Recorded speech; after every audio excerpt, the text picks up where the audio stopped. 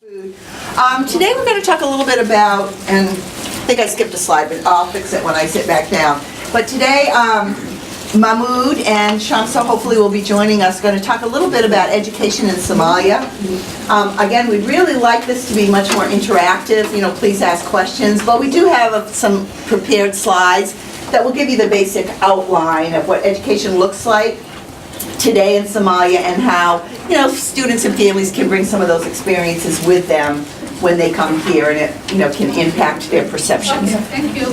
So without further ado, and there's Shamsa. Perfect. You came just in time. So I'm going to turn it over to Shamsa and Mahmoud. So as Sue just mentioned, we would like to overview a little bit about what education is like currently in Somalia. We apologize beforehand that we don't have any statistics or hard numbers because neither I nor Shamsa have been there for the last, I wasn't there for the last 20 years. Shamsa probably around the same time.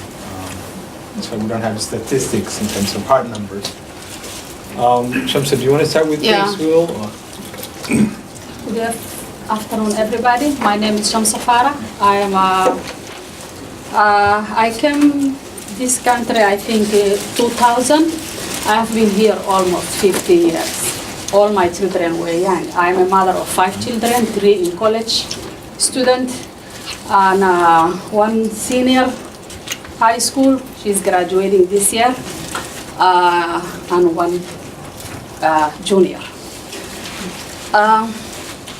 Let me talk about Somali school structure.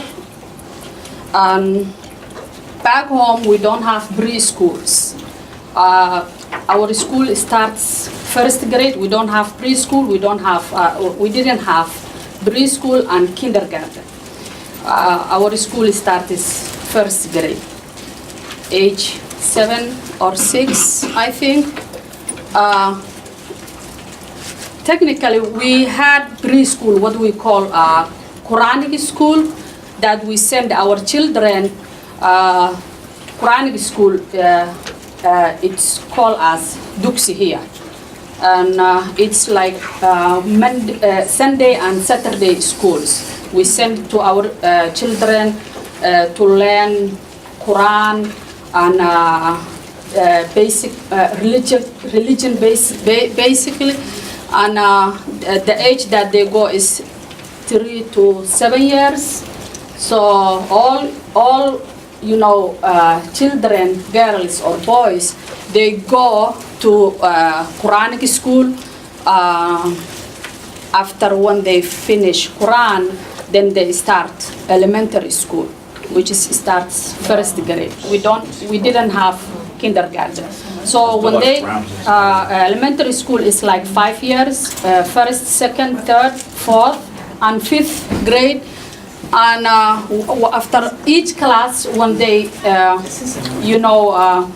the end of each class, they have a test. If they fail that test, they have to go back and, do again, the same class.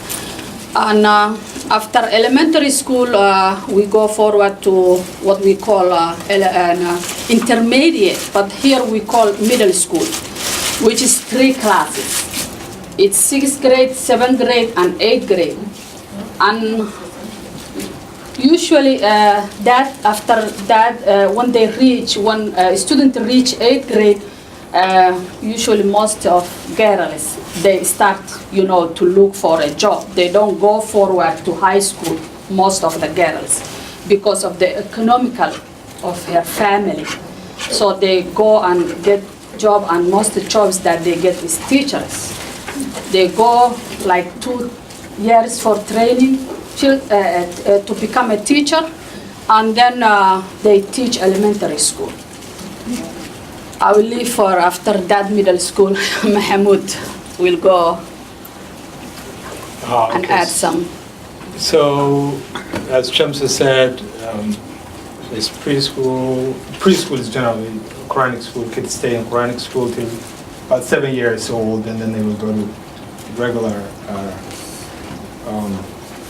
say, structured day school, and start from first grade, but they will go through first to fourth, and fifth and sixth and seventh, I think, Shamsu, and eighth. There's 4 intermediate school classes, grades, and then from there on to high school. I think one significant difference generally is how the day was structured. Yeah, back home, school started in the morning. Then we'll go to recess around lunch. Everybody went to home and lunch and rested, and we'll take a nap and come back in the afternoon. There were no buses. Which is good. Okay. It's really good. I miss that. Shamsa says yes. The second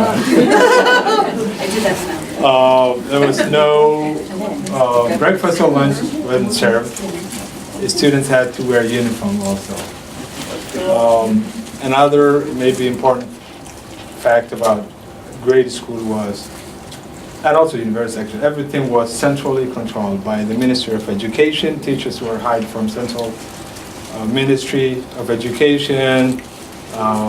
Curriculum was done all across the country from one center, one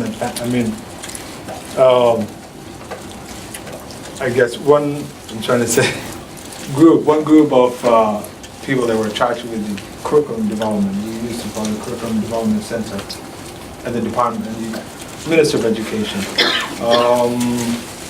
So community and parents weren't actually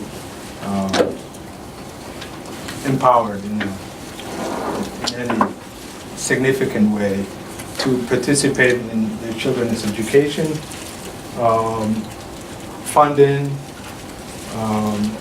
Funding was also done centrally. So basically, all of the major decisions were done from above. Teacher also and the school were responsible to decide what child would go to what particular course,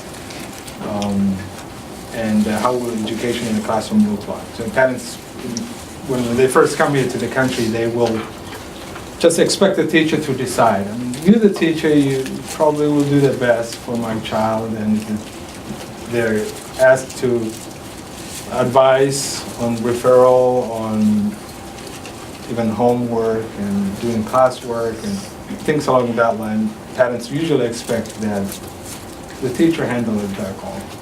And it takes a while for them to get used to the rhythm and understanding of the partnership between parents and teacher in our schools here. Colleges and universities, there were only two major, I should say, universities. Both of them were located in the capital, Mogadishu, around the capital. One was run, I think funded, if I'm not wrong, by the Italian government, so the language of instruction was Italian. It was more, I think, regarded more because they had some of the higher regarded learning or training, engineering and medical trainings and such.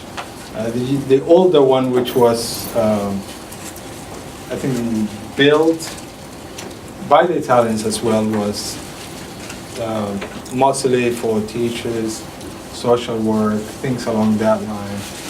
But that was in English, and that was older. That was the National University of Somalia.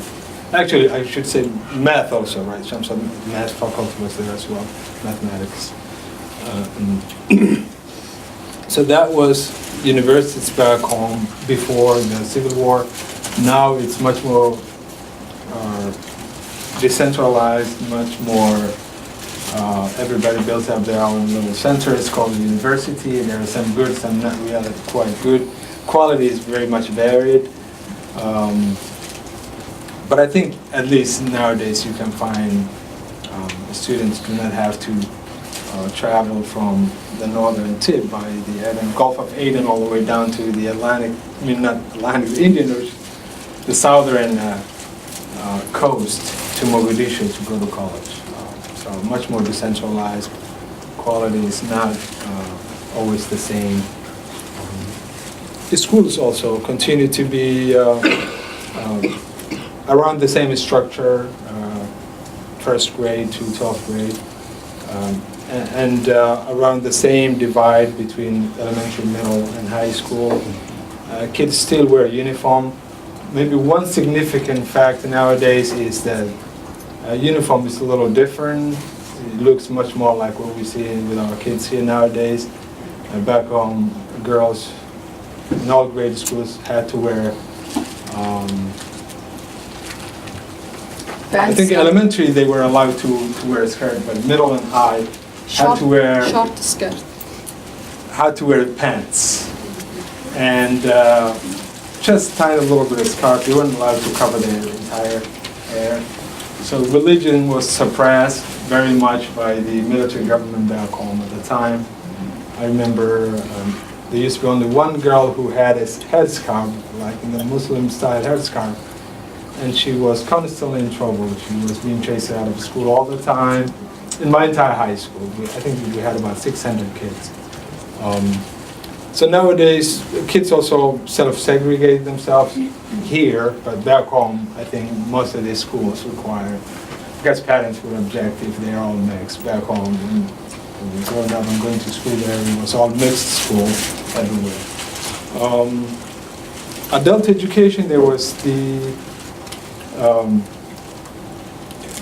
language, the script, the text, the language is written with is Latin based, which was adapted nationally in 1972. Prior to that, there was variation of the Latin and some Arabic writings in the Somali language. But since then, there were campaigns to educate, to teach people to read and write, which was fairly successful, according to UNESCO. I think about 60% or more literacy in the country in 2 years, in 1972 through 74, so 3 years. So that was basically, adult education was just about literacy, how to read and write. There was not much else going on in adult education. Before you go far, I just want to add, back home, disabled children or disabled, young people, we never had, a special service. So I'm really so happy that they are here to Western countries or, here in America, because those children, it touches me when I go school to school, when I see them, how much service that they get, or how many people or how many teachers work with those schools. All those students, I'm sorry if I become emotional, all those children, they were locked up in the house, and they never get all the service that they are getting now. So I'm really so happy that, on the other hand, that, I'm so sorry that our country, happened the civil war, but at the same time, I'm so, happy to come, and all those children to get a lot of opportunity. So I just want to add As that. Shamsa said, special education was not there. Kids have to fend for themselves. If you struggle, they retain you. There was national exam, I should mention that also, in 8th grade and in 12th grade. Unless you pass those, you can go on.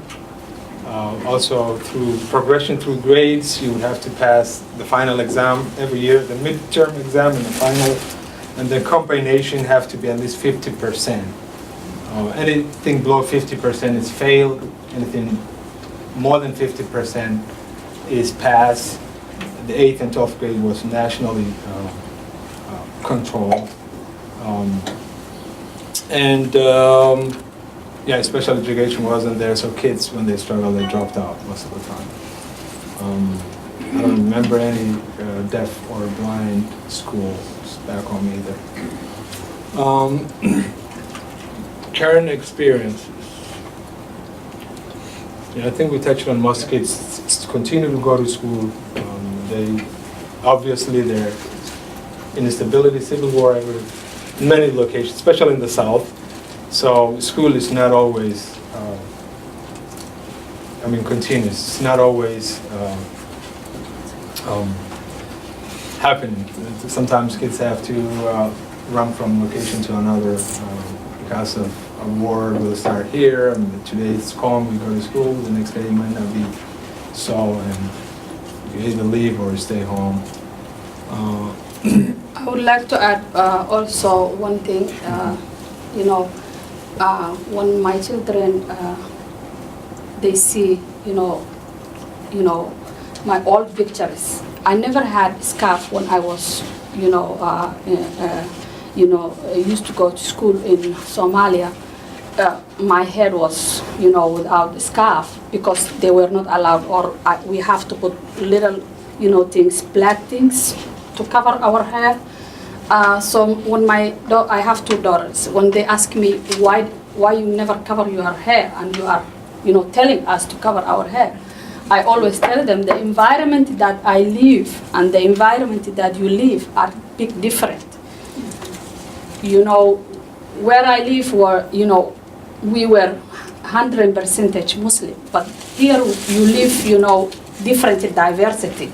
So if I don't train you now, I don't know what will happen when you grow up or when you become like a woman.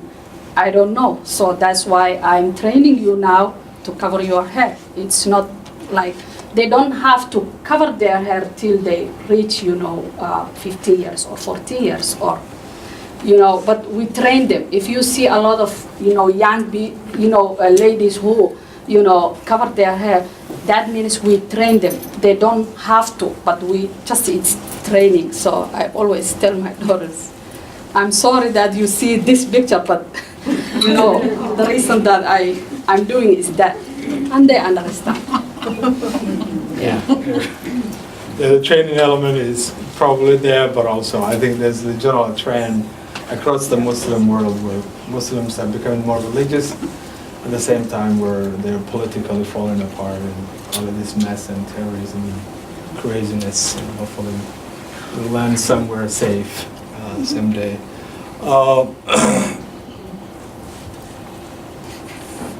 I think we touched on the experience. Yeah, we touched those. Focus on reading and writing, definitely yes.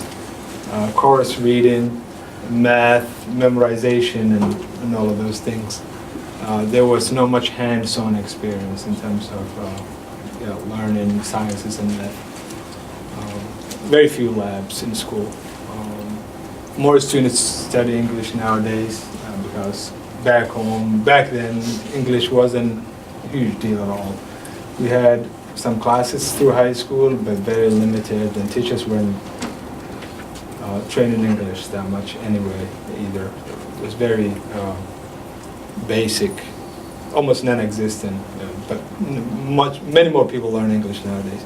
Private schools also have increased since quality, as we said earlier, is always mixed. Refugees also established schools. Refugee camps, most of our community, let me backtrack and say, come through Kenya, through the refugee camps, and then they are given settlements through United Nations Refugee Commission. And I was one of them. I was granted refugee status and traveled to the U.S. But I also was one of the first to establish a school. We built up a little shack, put some empty sacks from the food rations that UNICEF came up with, put some plastic sheeting on the floor for kids to sit, and painted a little board to write on. So we started very minimum, pretty much nothing, because kids were running around reenacting the Civil War, holding sticks at each other, and me and two of my friends figured out, let's do something here. So actually, I had the first one, sort of like a principal, but I don't know how I want to administrate. Since I think the first agency that came to support us was Lutheran World services, gave us some books, and then UNESCO came, gave us some trainings, and then UNHCR took over and gave, I think, the teaching or education services to CARE International, which is, I think, a US-based charity organization out of Atlanta. I saw their office, that's why I said I saw them in Atlanta. So UNHCR, CARE, under, UNHCR, CARE International under UNHCR management is now running their schools. They have elementary through high school. Teachers are mostly Kenyan, but there are also some kids who went through the refugee schools that are, not kids anymore, young men and women now are teachers there. So kids who come through the camps have more constant, more, I think, steady education than the kids who come from the Somalia proper. I also wanted to just say, give you a little picture. Somalia, the families that we have here are not always from the Somalia proper. There are Somali-speaking families from eastern Ethiopia and northeastern Kenya. We also have Somali-speaking population there. And former French Somaliland, now Djibouti, they have French and Somali. So you have all of those areas represented in our community here. So that's the camp. The education is fairly stable, if not perfect, and mostly English-based as well.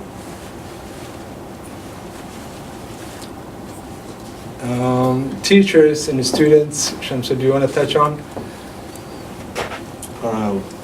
The teacher expectation, I think teachers always manage the classroom, apply the curriculum, decides who can do what and who needs to, I guess, basically through the test, decides who will be retained to the grade next year and who can continue. Of the students, you always have to listen to your teacher. Exactly. To do defer your all decisions homework. to the teacher. If you don't do your homework, you will get definitely sticks. We don't have any other any other punishment. If you don't do your homework, either you go and stay your house or you will get sticks. Here we have other punishment to do. Yeah, It's like rulers. And there's sticks, as she says. Show me your hand, bum, bum, bum, right there, and then, or go to the principal's office. The principal will take care of you. But then, I guess, when you go through high school, to the upper grades, the suspension is where they're calling you parents tomorrow before you come back in.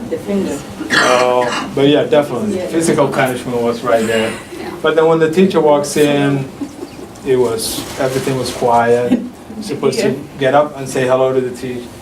Good morning, teacher. You don't say teacher so-and-so, just say teacher. And you say good morning, class, and you're allowed to sit down. So it's very We never different. call our teachers their name. By We their always call by their name. We always call teacher. Yeah. Okay, and of the family, I guess families always supported, whatever the school decides. There were end of the year events. School grades were posted outside of the school, so everybody would know who scored out the first in the school, who were on the I bottom, didn't like who that failed, who passed.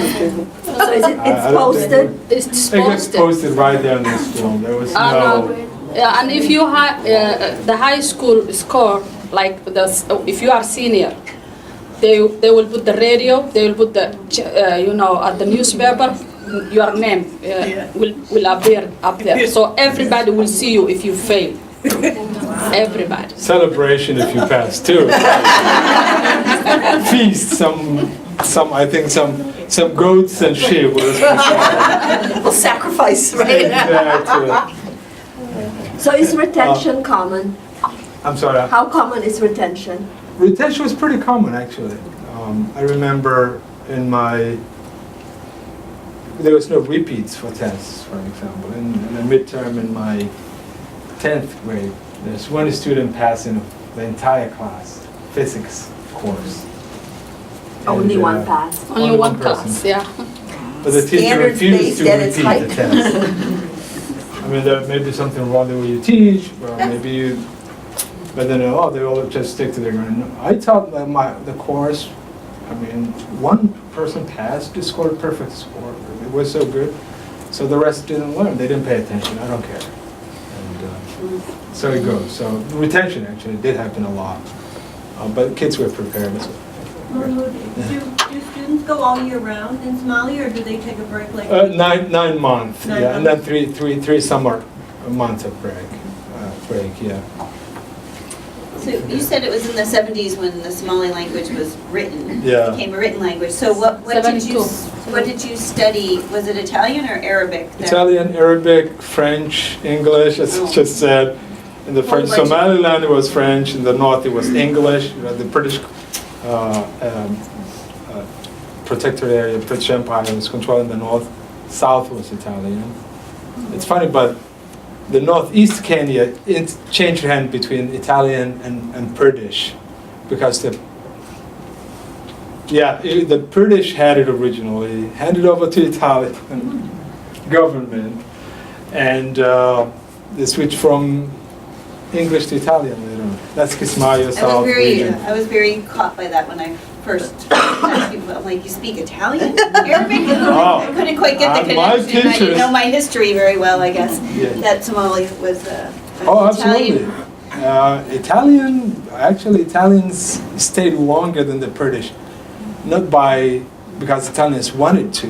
I mean, both the British and the Italians wanted to stay during the transitional UN charter, which is the 10-year charter from 50s. Was it 10 years or 12 years? Around there, 50s to 1960 independence year. But the Somalis decided we'd rather have the Italians stay because we can actually kick them out easier later on because they lost the war now. So the British at the time was controlling the entire Somali-speaking area in East Africa. But because Somalis figured at the UN, oh, the Italians are weaker, and now we'll rather allow the Italians to stay and I mean be overseers of the transition. The British get so mad they actually took apart some of the rails, took it home, and took some of the industry back. Because I guess they felt that they actually were treating the population better than the Italians, and now you two chose the Italians over us. Politics as usual, I guess. We have that history. My teachers spoke Italian, and they loved it. I love the language, to be honest. It's very melodic, very beautiful. And I hear people speak. And I guess our movies also in the South, Shamsa probably have seen them. All of our Hollywood movies were translated into Italian before. I didn't speak, but I watched them. I heard the Western cowboy and all of those things. That's a great Currently, the student population that we're getting, they're coming from varying circumstances. Yeah. Some are coming, they're still in refugee camps in Kenya, and they're coming here. And did you say they had a more stable education if they grew up in a refugee camp than if they were still in Mogadishu, or? Right. If they were in the north, it would be a different story because the north is fairly stable. The Civil War, I mean, there's some flare-ups here and there, but not really a full-scale war in the north or even north central and northeast. The southern, where the majority of our families come from, is where the Civil War stayed pretty hot throughout. But now I think they have a lot of private schools that individual people they do some private schools like elementary, but it doesn't come under the control of the government. Okay, and it's still volatile to live there? It's different. I mean, different place, different times. Things have even very much localized sometimes. Before it was the warlords who were fighting one another, and also killing the civilians along the way.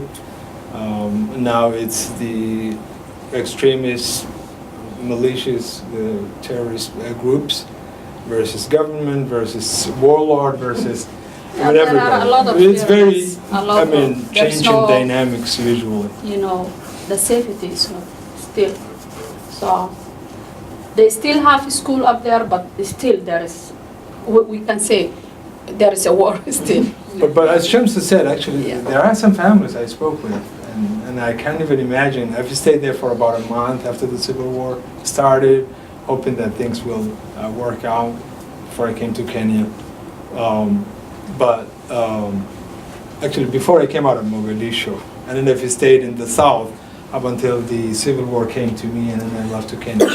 But some families who stayed in the big city in Mogadishu, and even other fairly large cities as well, say, you don't even know, you don't even notice. I mean, something happens, things explode, people get shot, just stay around it, work around it, but then it's It's the way of business life. as usual, right there and then. So people are much more, accustomed to violence than you Just- would imagine. Yeah, just try to be far away where the government is, where the White House, let us put it this way, where the White House is. If you are far from there, it's a little bit, safer.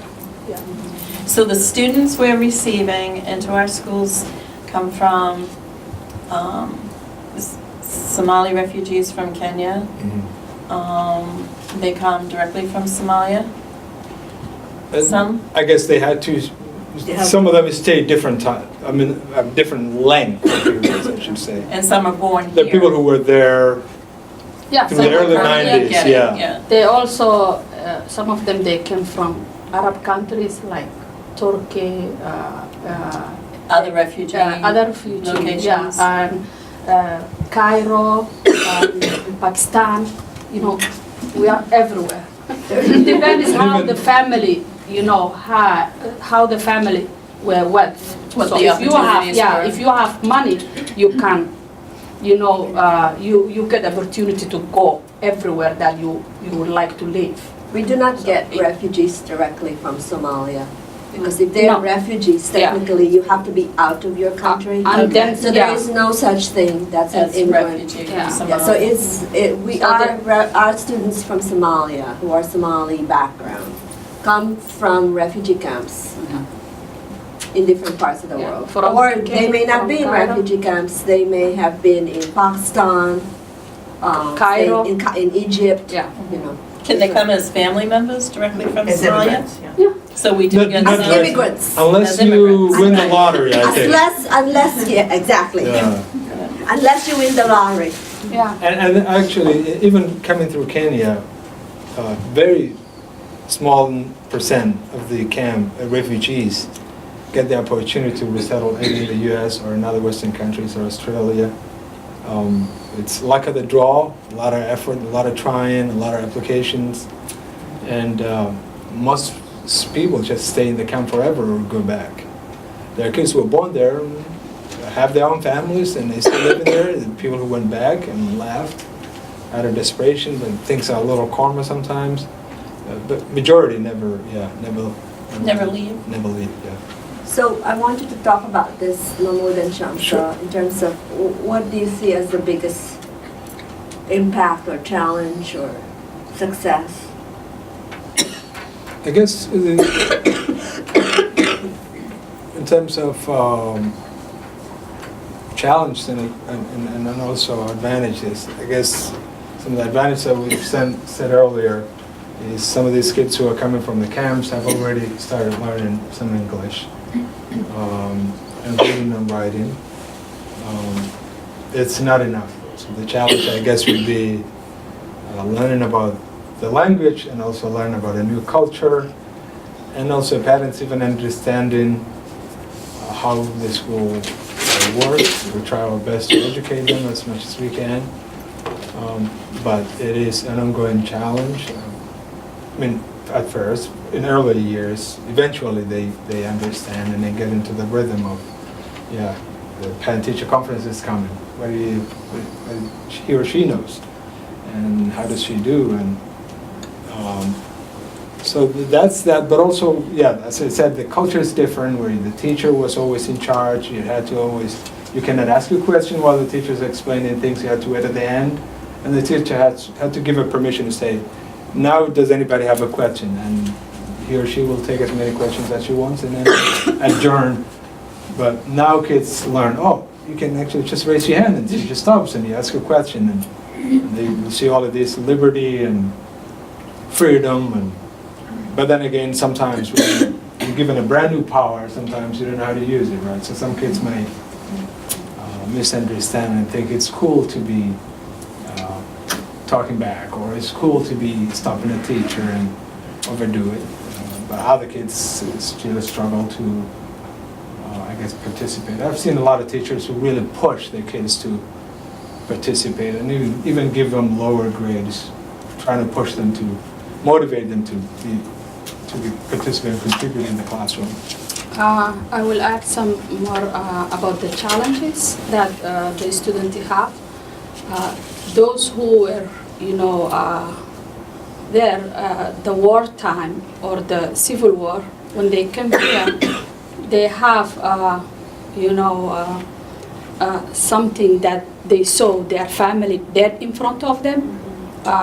They kill in front of them, their dad or their, very close relative. So when they come here and, they go, schools that they don't know the language, they don't know the weather, they don't know the environment. It's really big problem for them. So they get confused, instead of, focusing, reading or writing or the, what is going on in the classroom, they are still remembering, back home what happened. So it's really, big challenge for them. The other challenge is like, I have children here, and whenever I remember whenever I have conference, my children, they come to me, even though they were not, raised in, back home, they come and they say, my teacher is a man. So when you go there, please, ma'am, can you shake his hand? Just shake his hand. Just don't embarrass me. Shake his hand. Because they know I never shake man's hand true to my religion. I don't shake man's hand, except they are my relative or the close family. I mean, my dad, my father, my son. So it's big challenge for them, because they know that I will, sit with his, teacher, and he will have conference. So it's big challenge for them. They worry about, please, I have a conference, but it's a man. My teacher is a man. Please, can you shake his hand? Only for today. It's really big challenge for them. So I was just going to say something about the post-traumatic disorder. I think not only the kids, but we adults all have it as well. yeah, All about these for the forgetting workplace, things, yeah. getting Yeah. preoccupied at times. Well, I guess it doesn't just leave you alone. So I guess you cope it differently. Yeah, the parents do have it as well. Sometimes see it a little displayed. And as Shamsa said, the shock of coming into a new culture sometimes triggers that fear again, unfortunately. Okay. I'm intrigued how you said that they don't start school till they're 7, which kind of explains a lot of the issue we have in getting families to register their children and get them to kindergarten on time. And, if they're not used to their children going to school till they're 7, and we're expecting them to show up at 5 or 4, how do we get that message to families that in this country we do have access to school at a younger age? If they have a chance that they can keep till their daughter or their, son, that they can keep home till they reach 7, they will, but they have no chance, they have no, they can't keep. It's just the policy of the country. So. No, I guess up until 6 years old they can keep it at home. They Right, can- up to Keep 6. them They at can. home. But I guess the difference is they weren't just sitting at home back home. They were going to a Quranic school, as Shamsa said, Right. learning literacy through Arabic. I remember kids, and I even saw when I went back to Ethiopia a couple of times, 09 and 12, kids as young as, say, 2 or 3, very fluent in Somali, much more fluent than our kids here. Can recite poems, can say, give you, a whole breadth of the language.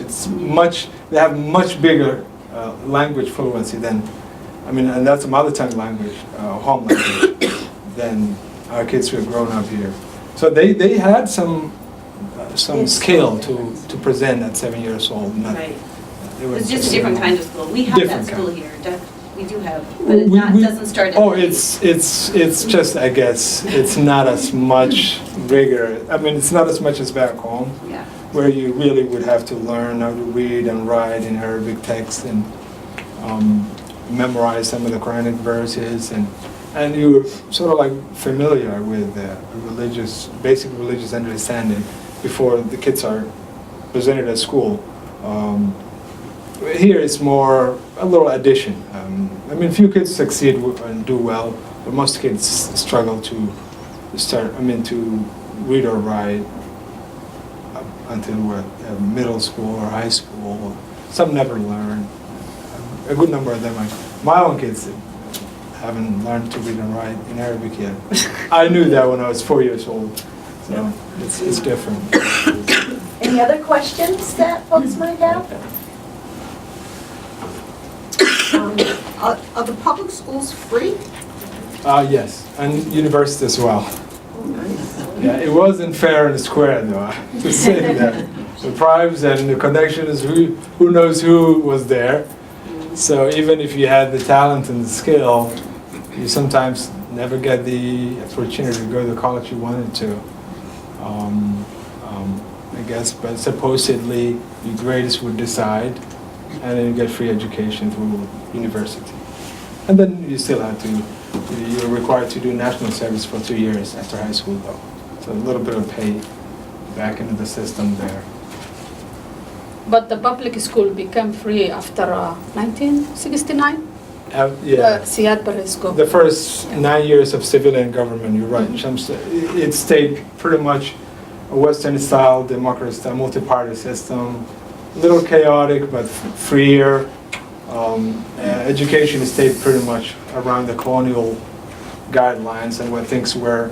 But after '69, the military regime took over, aligned themselves with the East, become more Marxist, socialist, and 21 years later, the Civil War happened. So, as Shamsa said, in those 21 years is when the language, the writing was adapted and agreed upon across the board.